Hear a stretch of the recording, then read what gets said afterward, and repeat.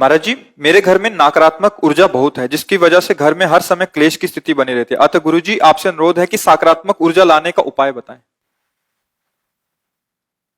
वैसे रात दिन तो लगे इसी में कि आपकी सकारात्मक ऊर्जा शक्ति जो अपराध करने से नष्ट हो गई है।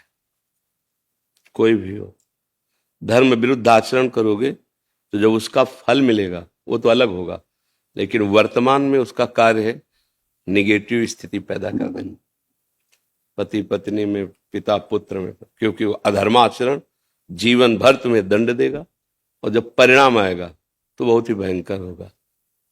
इसीलिए जो पहले के लोग थे डरते थे कोई पाप ना हो जाए। आज अपने लोग डरते हैं मतलब पाप ना हो जाए। अपने लोग तो मनोरंजन मांगते हैं।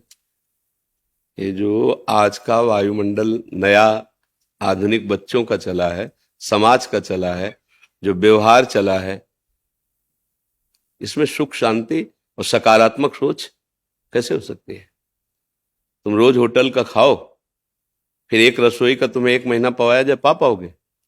आपका मन नहीं राजी होगा ना। नए नए भोगों की चाट और सकारात्मक सोच होगी, स्वप्न में नहीं हो सकती। संभलना बहुत कठिन है, समय बहुत विचित्र है। बहुत मतलब जो घटनाएं दिन प्रतिदिन दर्शन करने को मिलती हैं, सुनने को मिलती हैं, उसका कारण है कि हमारी बुद्धि राक्षसी भाव को प्राप्त होती चली जा रही। राक्षसी भाव किसे कहते जानते हो? स्वसुख वांछा। मैं सामने वाले से सुख ले लूं, सुखी हो जाऊं। वो छोटी बात से लेकर के बड़ी बात तक वो सब उसी में आ जाती है। जब तक ये भाव रहेगा तब तक सबसे बड़ा दंड मिलता है मन को, क्योंकि पहले मन ही संकल्प करता है ना। बहुत लोग विक्षिप्त और डिप्रेशन में पहुंच रहे हैं। क्यों पहुंच रहे हैं? क्योंकि मन को छूट दे दी ना। जो मन आवे सो सोचो, जो मन आवे सो करो, अब आगो वही मन। हमने देखा है वो डिप्रेशन के अधिक से दवा अधिक। अब हम भी अंदर से कि यार क्या इसको किया जा सकता है, कैसे संभाला है? क्यों? बन गया पाप। अब वो मन में ही सवार होकर रात दिन तुम्हें रौंद रहा है। बाहर से डंडा थोड़ी चलता है, कर्मों का डंडा तो पहले अंदर चलता है। अब आचरणों की पवित्रता नहीं तो सकारात्मक सोच कहां से आवे? आस्तिकता की नींव ही हिल गई तो सकारात्मक सोच किसमें बने? आप देखो, इसमें देखा है छाती के अंदर अगर इतनी भी त्रुटि है ना शास्त्र विरुद्ध, तो भय और घबराहट पैदा हो गई। लाख समझा रहे हैं उसको कि नहीं इतना तो चलेगा, नो नहीं, क्योंकि मान लो पवित्र मन है ना, वो इतनी भी बात में भय और घबराहट पैदा कर, तब लगता है ये लोग कैसे जीते हैं जो पूरी खुली छूट है मन को, और ये मुस्कुराते हैं। कैसे मुस्कुरा सकते हो? आंख में इतना जरा सा तिनका गिरे तो कष्ट देता है ना, और वही तिनका पीठ में गिरे तो कष्ट नहीं देता।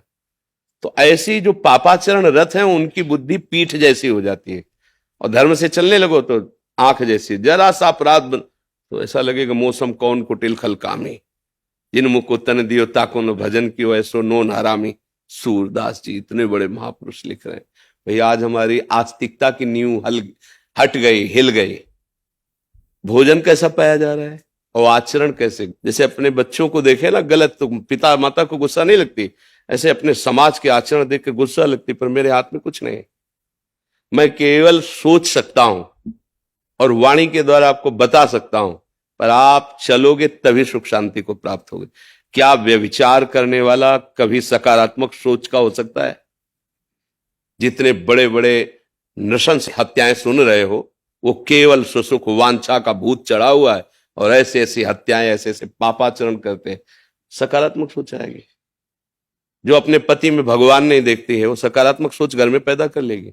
जो पति अपनी पत्नी को शरणागत समझकर प्रिय मित्र के समान आदर नहीं करता, उसकी मनोकामनाएं पूर्ण करने के लिए प्रयत्न से उस घर में सकारात्मक सोच रहेगी।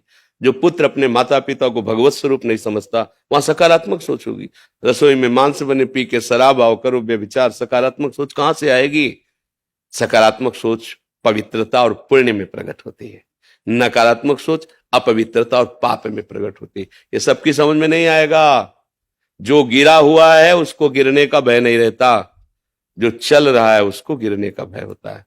तो भगवान की आपके ऊपर कृपा है, जो अभी आपके अंदर ये प्रश्न है कि सकारात्मक सोच कैसे आवे, नहीं तो ये प्रश्न ही खत्म है, ये प्रश्न ही खत्म है। रुपया कैसे आवे और आज किससे कैसे सुख भोग लूं, बस इतनी मानसिकता रह गई है।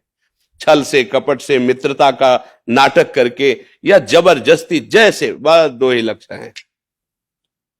जीवन में क्या होगा, हमारे जीवन का परिणाम क्या होगा, मैं यहां किस लिए आया हूं, क्या कर रहा हूं, क्या करना चाहिए, क्या नहीं करना चाहिए, ऐसे प्रश्न तो पवित्र हृदय में उत्पन्न होते हैं।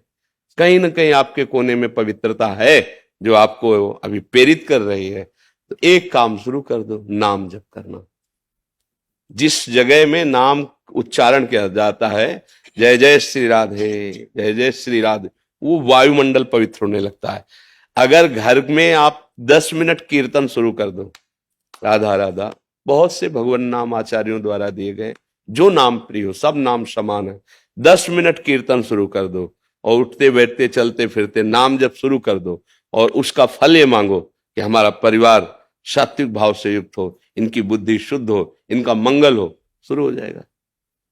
दूसरा उपाय नहीं है, क्योंकि आहार गलत, व्यवहार गलत, देखना गलत, सुनना गलत, करना गलत, यही हो रहा है। आप देख लीजिए, कोई बिरला है जो देखने, सुनने और करने में बुद्धि लगा रहा है।